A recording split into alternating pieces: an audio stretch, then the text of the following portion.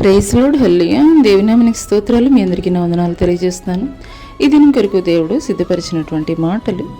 ప్రియ సహోదరి సహోదరుడా, ఒక తండ్రి చిన్న కుమార్తె ఉన్నారు. ఆ చిన్న కుమార్తె బర్త్డేకి వాళ్ళ డాడీ అయితే కనుక చెప్పారు, నేను నీకు ఒక మంచి కొత్త డ్రెస్ కొనిస్తాను, కొత్త గౌన్ కొనిస్తాను అని వాళ్ళ డాడీ ఒక నెల రోజుల ముందే చెప్పారు. ఆ పాప అడిగినప్పుడు ఆ నెల రోజుల ముందు నుండే ఆ పాప తను ఉంటున్నటువంటి బంధువులు, తన కుటుంబంలో, తన ఫ్రెండ్స్ దగ్గర, స్కూల్లోనూ గెంతులు వేసుకుంటూ, మా నాన్న నాకు కొత్త డ్రెస్ కొనిస్తా అన్నారు, మా నాన్న ఒక మంచి గౌను కొనిస్తా అన్నారు నా బర్త్డేకి అని గెంతులు వేసుకుంటూ తిరుగుతూ ఉన్నటువంటి సమయంలో వాళ్ళ తండ్రి అయితే కనుక ఆ పాప యొక్క ఆనందాన్ని చూశాడు. నేను ఇంకా గౌను కొనివ్వలేదు, అయినా కానీ ఈ పాప ఎంతో ఆనందంగా నేను కొనిస్తానన్న నమ్మకంతో గెంతులు వేస్తూ అందరితోటి చెబుతుంది అని ఎంతగానో సంతోషించాడు. ఆ పుట్టినరోజు రానే వచ్చింది. ఆ రోజున ఒక మంచి గార్జియస్ ఒక మంచి ఫ్రాక్ అయితే గనక ఆ పాపకి కొనివ్వడం జరిగింది. హల్లెలూయా.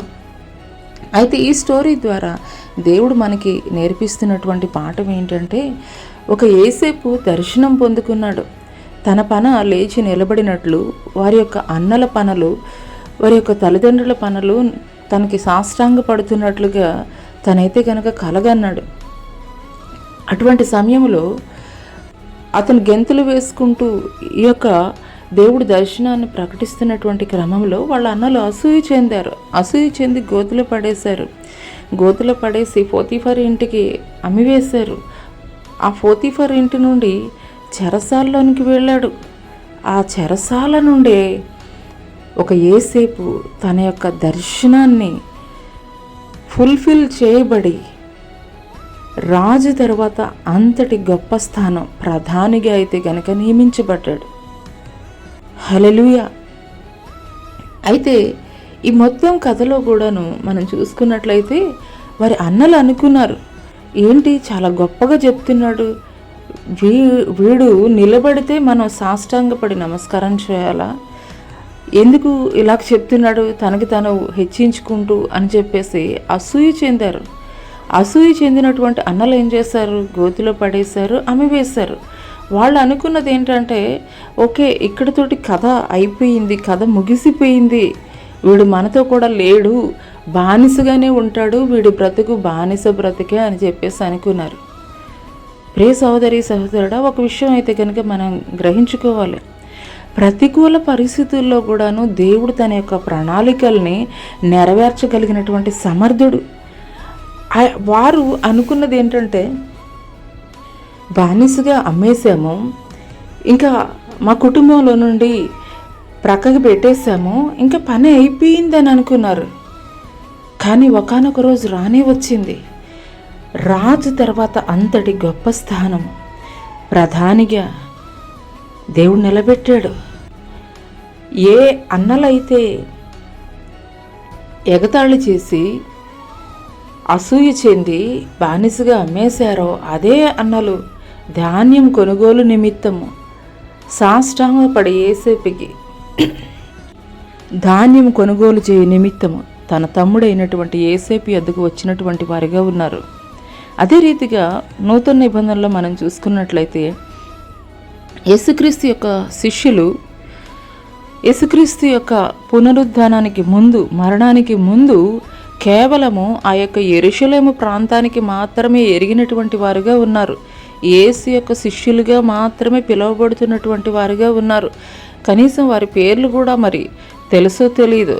కానీ ఎప్పుడైతే పరిశుద్ధాత్మని పొందుకున్నారో మేడగదిలో, ఆ తర్వాత యేసుని గూర్చి విస్తారంగా వారు ప్రకటించడం మొదలుపెట్టారు.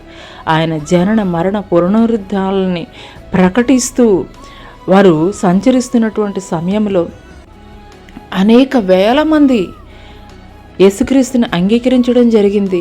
మొట్టమొదటగా ఏ పేతురైతే పనికిరాడు, పిరికివాడు, అసమర్థుడు అని పిలువబడ్డాడో అదే పేతురు ద్వారా దేవుడు సంఘాన్ని నిర్మించాడు. అదే రీతిగా పేతురు దేవుని నామం పేరిట అద్భుతాలు స్వస్థత కార్యాలు జరిగిస్తున్నటువంటి సమయంలో అక్కడ ఉన్నటువంటి శాస్త్రుడు, పరిసయ్యులు, సద్దూకయ్యులు అనేటువంటి మత పెద్దలు యేసు నామాన్ని ఎంత మాత్రం ఉచ్చరించడానికి వీల్లేదు అని ప్రకటించారు. కానీ పేతురైతే గనక యేసు నామాన్ని ప్రకటించకుండా మేము ఉండగలమా అని వారికి ఎదురు నిలిచి సువార్త ప్రకటించినటువంటి వాడిగా ఉన్నాడు. కాబట్టి ఈనాటి వరకు కూడాను యేసుక్రీస్తు వారి శిష్యులను గురించి ఘనముగా, గర్వంగా మనమైతే గనక చదువుకోగలుగుతున్నాము, వినగలుగుతున్నాము. వారి యొక్క ఘనకార్యాలను గురించి మనం చెప్పుకోగలుగుతున్నాం. ఒక విషయం మనం గ్రహించుకోవాల్సింది ఏంటంటే, ఈ యొక్క ఉదయకాల సమయంలో దేవుడు తెలియజేస్తున్నది, దేవుడు నీకు ఏదైనా వాగ్దానం ఇచ్చాడా?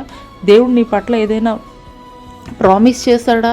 దేవుడు నీ పట్ల ఒక కార్యం నేను నెరవేరుస్తానని ప్రామిస్ చేసినటువంటి సమయంలో అది చేయటానికంటే ముందే నువ్వు ప్రకటించు, దేవుడు నా జీవితంలో ఈ కార్యం జరిగించబోతున్నాడు, దేవుడు నా పట్ల ఈ కార్యం జరిగించబోతున్నాడని.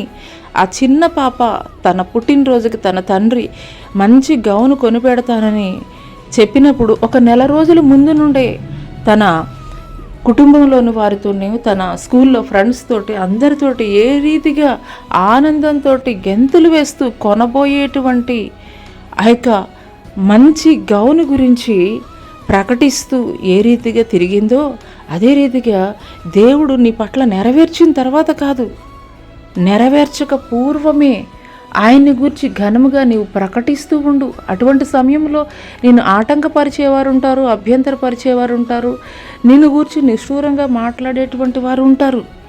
అటువంటి మాటల్ని నువ్వు పట్టించుకోవాల్సినటువంటి అవసరం లేదు.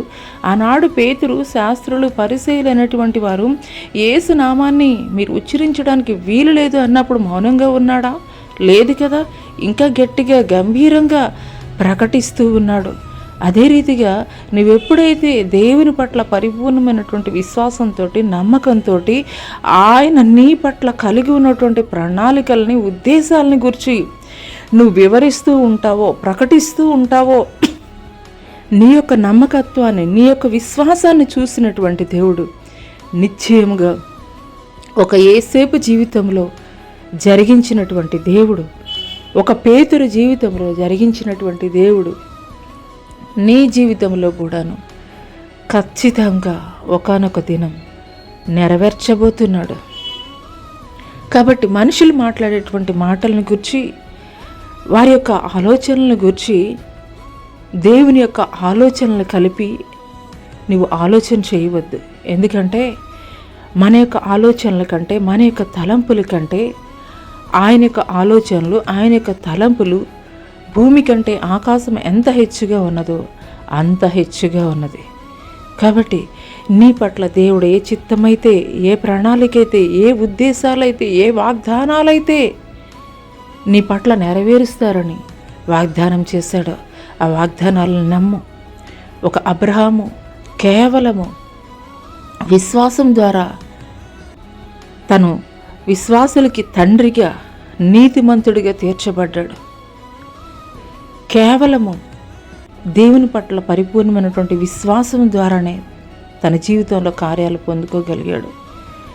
నీ పట్ల కూడా దేవుడు వాగ్దానాలు చేసి ఉన్నట్లయితే కనుక ఆ వాగ్దానాల పట్ల ప్రస్తుతానికి నెరవేర్చబడకపోయి ఉండవచ్చు. కానీ ఒక అబ్రహాములాగా ఎప్పుడైతే నువ్వు పరిపూర్ణమైనటువంటి విశ్వాసాన్ని నువ్వు కలిగి ఉంటావో, దేవుని చిత్తానికి, దేవుని మాటకి విధేయత చూపిస్తావో, అప్పుడు దేవుడు నీ జీవితంలో కార్యాలు జరిగించడం ఆరంభిస్తారు. అటి కృప దేవుడు నీకు దయచేయునుగాక. ఆమెన్.